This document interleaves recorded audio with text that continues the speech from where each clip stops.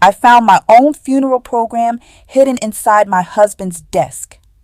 It had my photograph, my full name, Danielle Holloway, my date of birth, the church where my funeral was supposed to be held, the hymns, the people who were supposed to speak, even the scripture they planned to read over my coffin. Then I found something underneath it. Unsigned divorce papers, dated during the 3 months I was unconscious. There was only one problem. I survived. 3 years ago, I was in a terrible car accident. I don't remember the accident. I don't remember the ambulance. I don't even remember waking up. Because I didn't. Not for almost 3 months. When I finally opened my eyes, the first person I saw was my husband, Terrence. He looked exhausted. He grabbed my hand and started crying. The nurse smiled. "Mrs. Holloway, you've been unconscious for almost 3 months. 3 months. Gone. The doctors told me another driver had crossed into my lane. I'd suffered severe head injuries and spent almost 3 months on life support. I spent months learning how to walk again. Terrence never left my side. He helped me shower, cooked every meal, drove me to every therapy appointment. If anyone had asked me who loved me the most, I would have said my husband, without hesitation. Until last Tuesday. Terrence called me from work. "Can you grab the mortgage papers from my desk? Bottom drawer." I found the drawer. I didn't find the mortgage papers. I found the folder. Inside was my funeral program. Underneath it, unsigned divorce papers, both dated while I was lying unconscious in that hospital. I read them 3 times. The dates never changed. The names never changed. I put everything back exactly where I'd found it. I wasn't ready to confront Terrence. Not until I knew what had happened during those 3 months I couldn't remember. The first person I went to was my mother. My mother recognized the funeral program the second she saw it. Her face went pale. "Where did you get that?" "Terrence's desk." She closed her eyes. "I always wondered if he'd ever tell you." "Tell me what?" "The truth." She stared at the funeral program for several seconds before speaking. "The doctors wanted us to prepare for the worst." "I know." "No, you don't. They believed you weren't coming back." I stayed quiet. Then she said something I'll never forget. "Terrence wanted to take you off life support." I felt like the room started spinning. "What?" "There were meetings with your doctors.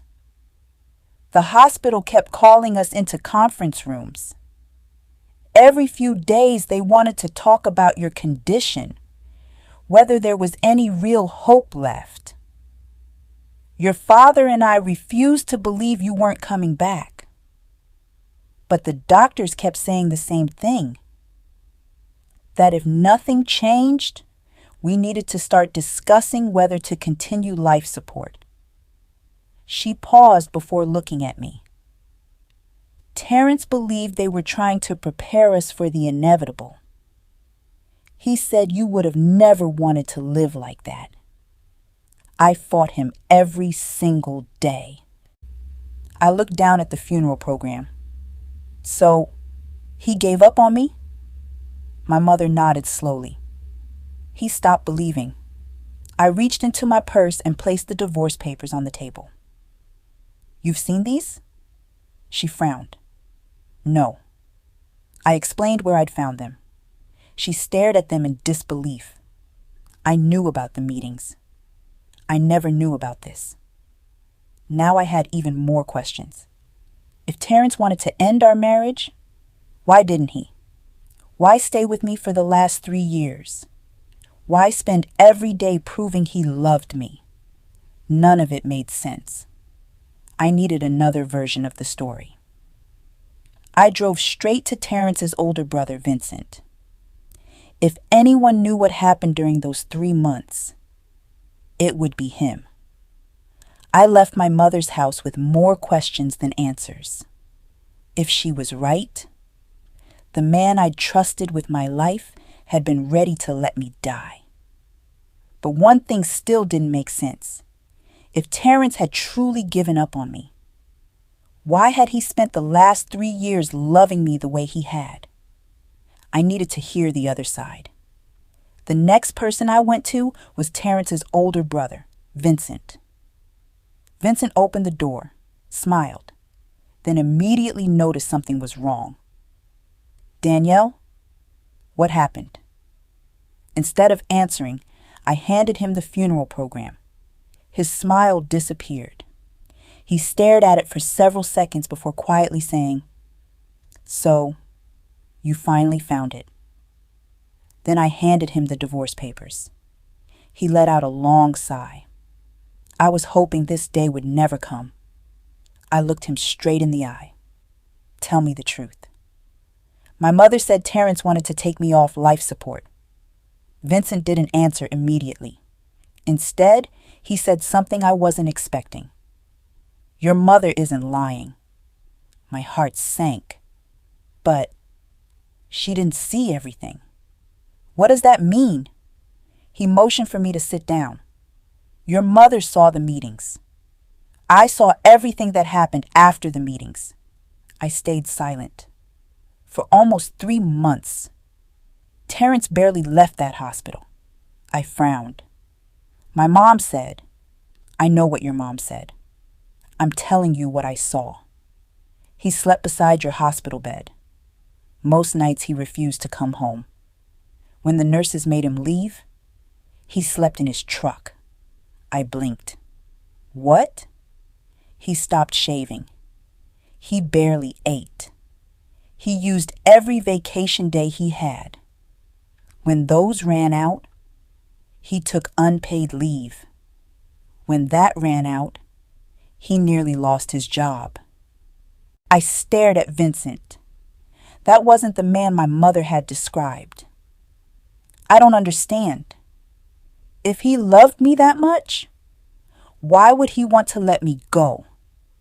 Vincent rubbed his face. "Because the doctors stopped talking about recovery. They started talking about suffering. They told him the chances of you waking up were almost non-existent. They asked him what you would have wanted." I felt my chest tighten. He didn't answer right away. He cried. A lot. He kept asking the same question. "What if she can still hear me?" I swallowed hard. Vincent looked down at the funeral program. "You know what your mother remembers?" "The hospital meetings." "You know what I remember? Watching my little brother beg God to prove the doctors wrong." "So why the divorce papers?" Vincent slowly shook his head. "I don't know. He never showed them to me. He only told me he was meeting a lawyer. He wouldn't tell me why." That answer only made me more confused. If he wasn't trying to leave me, why meet a divorce lawyer?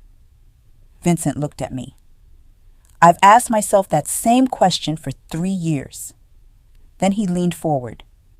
"If you really want the truth, don't ask me. Don't ask your mother. Don't even ask Terrence." I frowned. "Then who?" "The lawyer. The answers you're looking for started in her office." I drove home and searched the name printed at the bottom of the divorce papers. Attorney Camille Reynolds. Her law firm was still in operation. I called in and made an appointment. For the first time since finding those documents, I felt like I was finally getting close to the truth.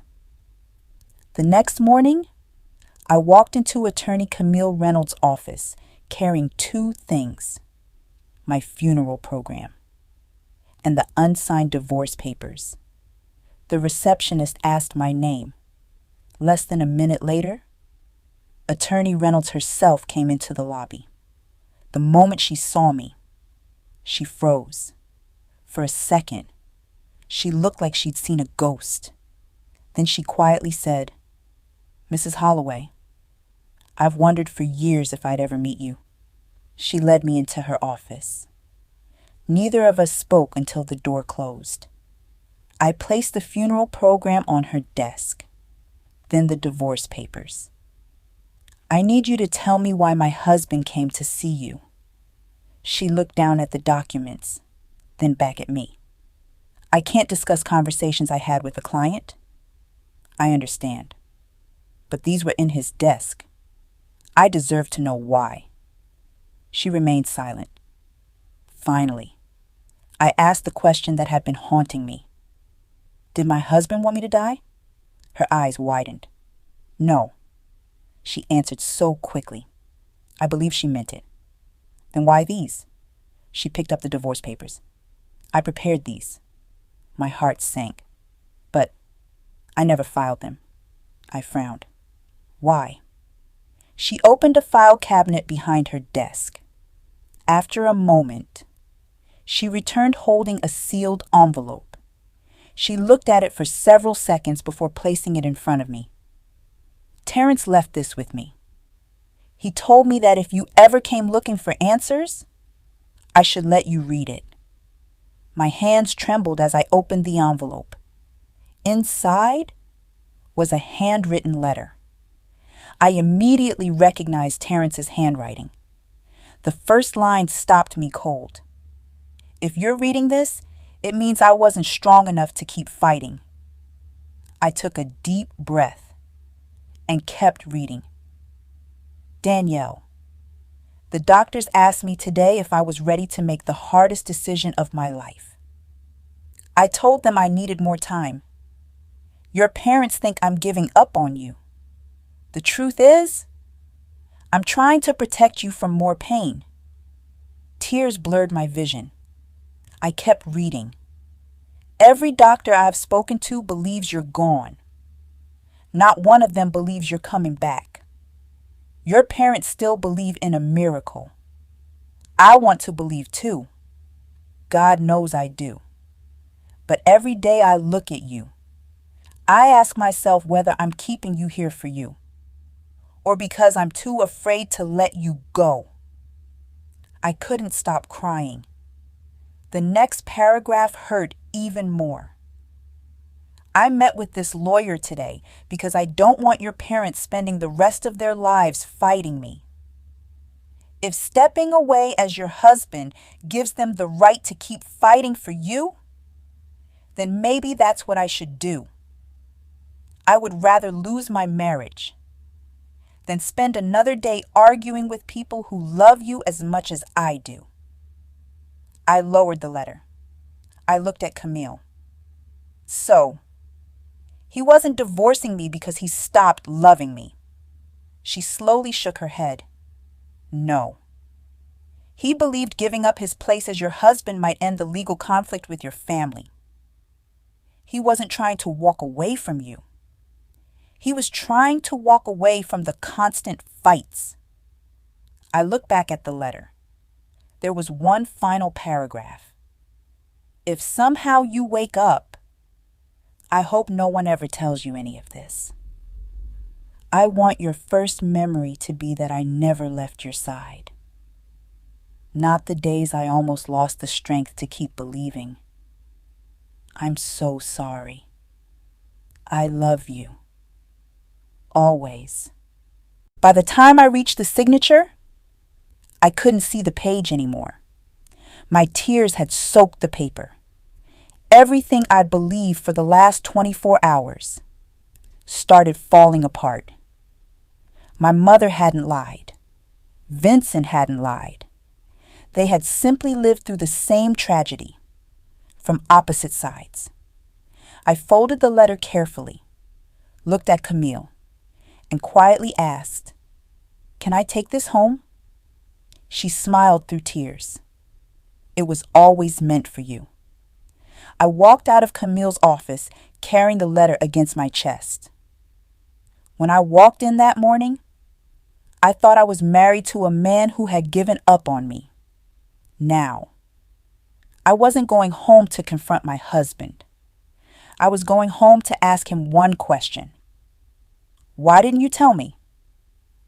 I sat in my car for almost 20 minutes, not because I didn't know what to say, because I finally understood. There were no villains, just people trying to survive the worst time of their lives. When I walked through the front door, Terrence was sitting in the living room. The moment he saw the envelope in my hand, his face fell. He knew exactly where I'd been. I went to see Camille. He closed his eyes. Neither of us spoke for several seconds. Finally, he asked, "You read the letter?" I nodded. "You should have told me." His eyes filled with tears. "I wanted your first memory after waking up to be hope, not guilt. I never wanted you carrying what happened in that hospital." I looked down at the funeral program. "I thought you wanted me gone." He shook his head immediately. "I was trying to let your parents keep fighting. I just didn't have anything left. I was losing you, and I was losing myself."